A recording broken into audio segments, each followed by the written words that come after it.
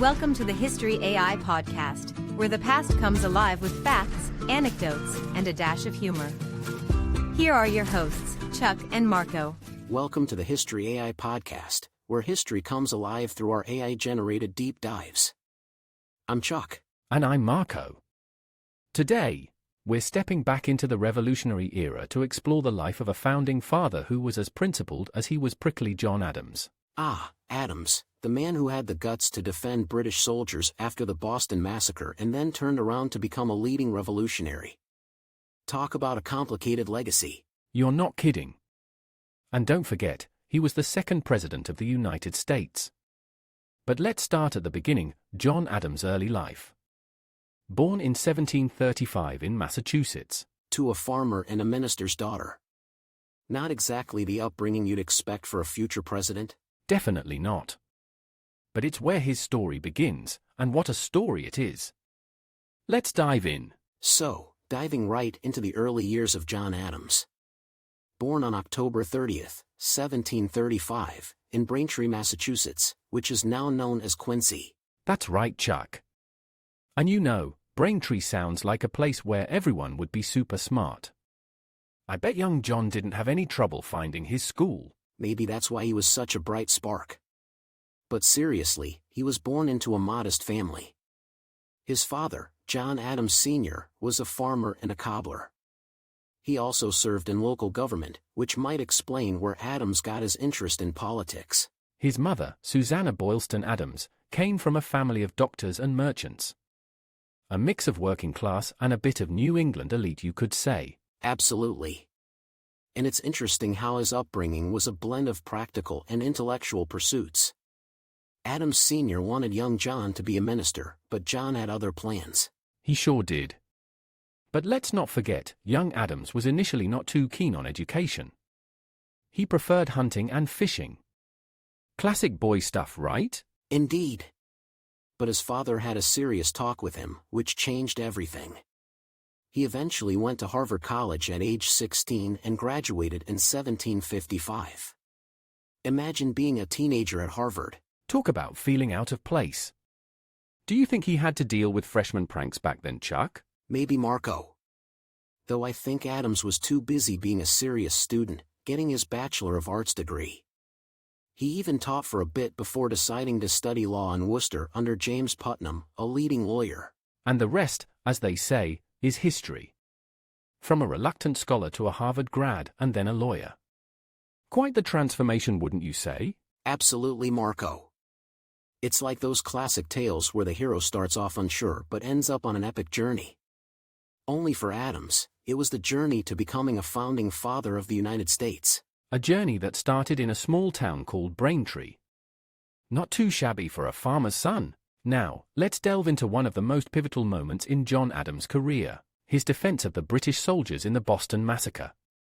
It's 1770, and tensions in Boston are sky high. That's right, Marco.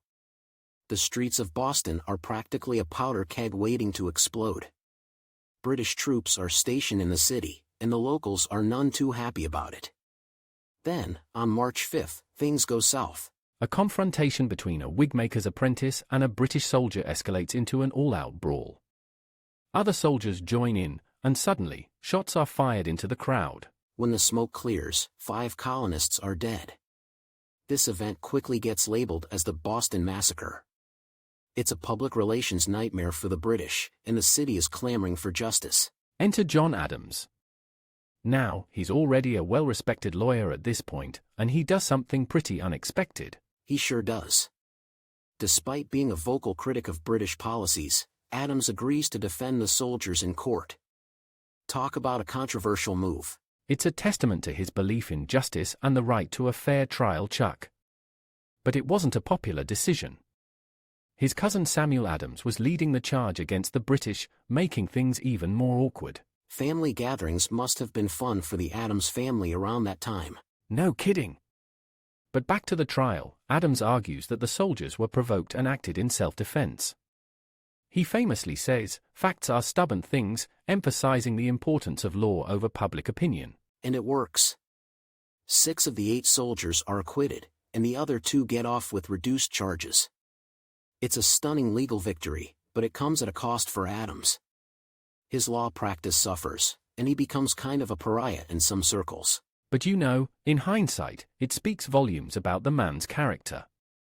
He stood up for what he believed was right, even when it was unpopular. It's a risky move that not many would dare to take. Absolutely, Marco. And this incident really paints a picture of the complex character that was John Adams. Firm in his principles, yet always ready to challenge the status quo. Now, after the Boston Massacre trial, John Adams finds himself at a personal and professional crossroads. And this is where we see the emergence of Adams as a true patriot. But the transition wasn't overnight, was it, Marco? Not at all, Chuck. Post-trial, Adams is somewhat alienated in Boston. But he's also gaining a reputation as a man of principle. This period is really crucial. He begins to see the growing divide between the colonies and Britain as more than just a legal dispute. Exactly, Marco.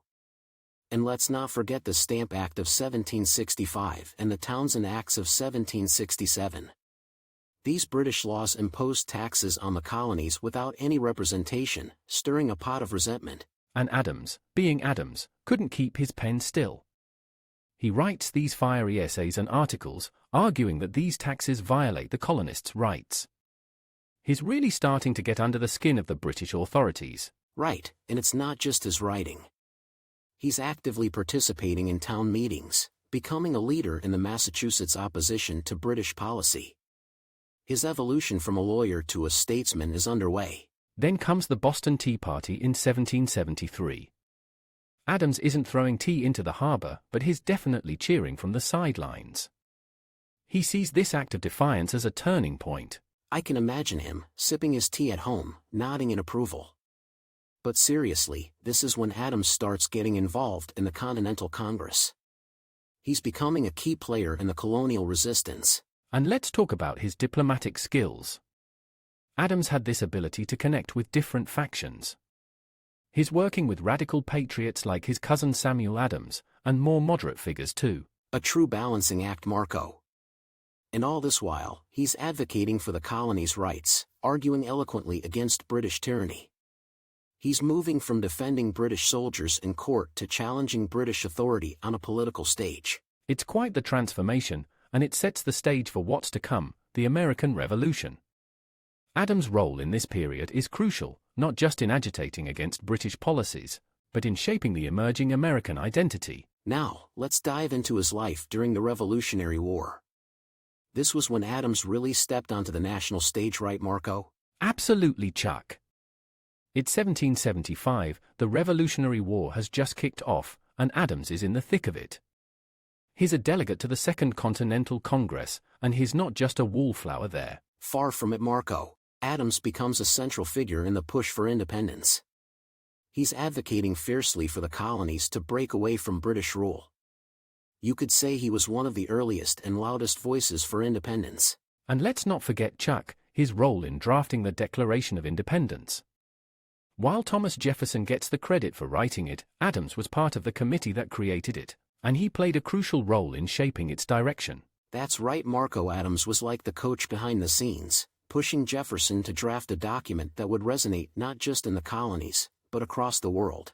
Speaking of the world, Adams didn't just fight the revolutionary battle at home. In 1778, he's sent to France as a diplomat, and let's just say, his time in Europe was colorful. Oh, definitely. Adams was, well, a bit of a fish out of water in the French court. His straightforward, no-nonsense New England style didn't exactly mesh with the French's more, shall we say, flamboyant approach. I can just picture him, all stern and serious among the French aristocrats. But jokes aside, he played a vital role in securing French support, which was crucial for the American victory. And then there's his time in the Netherlands. In 1780, Adams goes to the Dutch Republic to secure loans. This is a huge deal because it's basically the first official recognition of the United States by a foreign government. His persistence pays off. The Dutch loans and recognition were a major turning point. Without them, the war might have ended very differently. Absolutely. And throughout all this, Adams is also dealing with personal challenges. His wife, Abigail, is back in Massachusetts, managing their farm and raising their children alone. Their letters to each other during this time they're really something. They really show the human side of Adams. Here's this great statesman, deeply involved in shaping a nation, yet he's also a husband and father, missing his family and sharing his fears and hopes through letters. It's a reminder that these larger-than-life figures were real people with real emotions. And now let's turn the page to a new chapter in John Adams' life, his political career post-revolution. This is where Adams really carves his legacy as a statesman. Marco, he was quite the busy man in the years following the war, wasn't he? Oh, he certainly was, Chuck. First off, Adams didn't get much of a break after the war. In 1785, he's off to England as the first American minister to the court of St. James's. Can you imagine the irony? He's representing the United States in the very heart of the empire they just fought a war against. The symbolism is rich, to say the least. Adams, the former revolutionary, now diplomatically engaging with King George III. It's like something out of a historical drama. And Adams, ever the straight talker, doesn't exactly charm the British. But he does lay the groundwork for the crucial Anglo-American relationship. Now, fast forward to 1789, and Adams becomes the first vice president under George Washington. This is a big deal because there's no real roadmap for the role. Adams is, in a sense, defining what the vice presidency means. True, Chuck. But let's just say, he wasn't thrilled with the job. He famously referred to the vice presidency as the most insignificant office that ever the invention of man contrived. Not exactly a glowing job review. That's Adams for you, always candid. But his real moment comes in 1797 when he's elected as the second president of the United States, succeeding Washington. It's a tough act to follow, and Adams' presidency is, well, complicated. It really is. He's navigating the young nation through the XYZ affair, the quasi-war with France, dealing with internal party strife, and the infamous Alien and Sedition Acts. It's a turbulent time, and Adams is right at the center of it. The Alien and Sedition Acts were controversial. They limited free speech and targeted immigrants, which was a stark contrast to the values Adams had championed earlier in his career. But it's not all controversy. One of Adams' lasting achievements is his role in building up the U.S. Navy. He's sometimes called the father of the American Navy, and for good reason. Definitely, Marco. And let's not forget, despite the challenges, Adams helped maintain peace with France, which was crucial for the young nation's survival. His presidency ends in 1801, and it's a bit of a bitter moment for him. He loses to Thomas Jefferson, his former friend turned political rival. Their relationship is a story for the ages, really. Now, let's talk about one of the most fascinating aspects of John Adams' story, his relationship with Thomas Jefferson. It's a tale of friendship, rivalry, and ultimately, reconciliation. Chuck, this relationship was nothing short of a rollercoaster, right? Absolutely, Marco. These two founding fathers started off as close allies. They worked together on the Declaration of Independence, shared similar political ideals, and even corresponded regularly, discussing philosophy, governance, you name it. But as politics got more divisive in the 1790s, so did their friendship. Adams, a Federalist, and Jefferson, a Democratic Republican, found themselves on opposite sides of the political spectrum. It's like watching best friends become archenemies. The election of 1796, where Adams narrowly defeats Jefferson for the presidency, really sets the stage for their rivalry. Then comes the election of 1800, and things get even messier. It's one of the most bitter and contentious elections in American history. Jefferson emerges victorious, and Adams is left quite bitter. It's almost Shakespearean, isn't it? Two friends, turned rivals, battling it out on the national stage. But the story doesn't end there. After their presidencies, they begin to reconcile. That's right, Chuck. It starts with a simple letter in 1812. Adams reaches out to Jefferson, and Jefferson responds. And just like that, the ice begins to thaw. Their correspondence over the next 14 years is nothing short of remarkable. They discuss everything: their time in politics, philosophical questions, even their views on the future of the nation. It's like they're making up for lost time. And through these letters, we see the depth of their intellect and their passion for the American experiment. What's even more extraordinary is how their lives end. Both die on July 4, 1826, the 50th anniversary of the Declaration of Independence. Adams' last words were, "Thomas Jefferson survives," though he was mistaken. Jefferson had passed away a few hours earlier. It's an almost poetic end to their storied lives. Two founding fathers dying on the same day, on the anniversary of the nation they helped create. Their story is a powerful reminder of the complexities of human relationships, especially in the turbulent world of politics. It shows us the capacity for conflict and the profound potential for reconciliation. It's time to talk about the final chapter in the life of John Adams. After his presidency, Adams doesn't just retire quietly into the sunset. He's active, writing, thinking, engaging with the world until his last day. Marco, his later years were quite reflective, weren't they? They really were, Chuck. Adams retires to his farm in Quincy, Massachusetts, but he's far from idle. He is writing letters, especially to Jefferson, as we discussed, and he's also working on various essays and his own autobiography. It's like he's in a race against time to put down all his thoughts, experiences, and reflections. He's grappling with his legacy, trying to make sense of the nation he helped to create, and the tumultuous times he lived through. And let's not forget his personal life. He's a patriarch, watching his children and grandchildren grow up, including John Quincy Adams, who, as we all know, becomes the 6th President of the United States. Talk about keeping it in the family. But Adams' final years are tinged with tragedy too. He loses his beloved wife, Abigail, in 1818, and it hits him hard. They had been married for 54 years. Yeah, their partnership was truly remarkable. Losing Abigail was a profound loss for Adams. You can feel the sorrow and loneliness in his letters from that period. And then comes July 4, 1826. It's the 50th anniversary of the Declaration of Independence. Adams is 90 years old, frail, but his mind is as sharp as ever. There's something almost symbolic about him making it to that day. His last words, as you mentioned earlier, Chuck, were "Thomas Jefferson survives." It's poignant, isn't it? His old friend, his rival, and in his last moments, he's thinking of Jefferson. It's incredibly poignant. But what Adams didn't know was that Jefferson had passed away just a few hours earlier at Monticello. The two giants of American history, leaving on the same historic day. It's a fitting end to an extraordinary life. Adams' story is one of passion, intellect, and a relentless dedication to the principles he believed in. His death marked the end of an era, but his legacy, well, that lives on. Indeed it does, Marco. As we near the end of our journey with John Adams, it's time to reflect on his lasting impact. His life was a tapestry of triumphs and trials, and his legacy is deeply woven into the fabric of American history. Chuck, where do we even begin with Adams' impact? It's a vast canvas, Marco. Let's start with his role as a founding father. Adams was instrumental in shaping the early ideals and policies of the United States.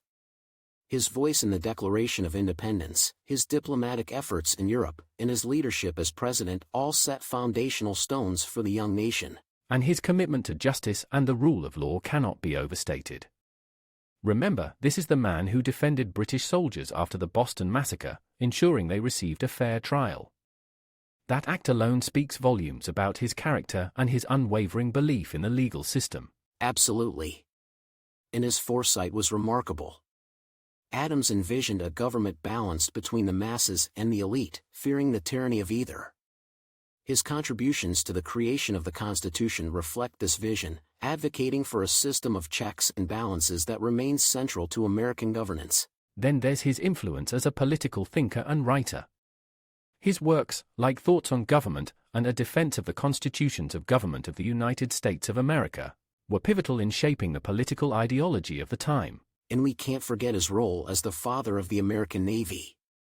Under his presidency, he established the Department of the Navy and built up the naval fleet, which played a crucial role in protecting American interests. His personal life, too, has left a lasting impression. His marriage to Abigail Adams is often celebrated for its partnership and mutual respect, a model of marital companionship and intellectual kinship. And there's the Adams political legacy.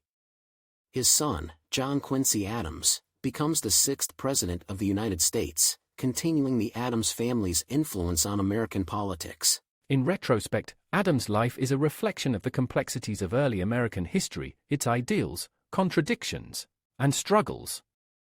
He wasn't a perfect man or leader, but his contributions to the nation are undeniable. Well said, Marco. John Adams' story is a testament to the power of integrity, intellect, and an unwavering commitment to one's principles. His legacy is not just in the pages of history books, but in the very essence of American identity and governance. As we wrap up this episode, we thank our listeners for joining us on this deep dive into the life and legacy of John Adams. Don't forget to subscribe, rate, and share our podcast. Your support helps us bring more stories like this to you. Thanks for tuning in, folks. This is Chuck and Marco, signing off from the History AI podcast. Keep exploring history.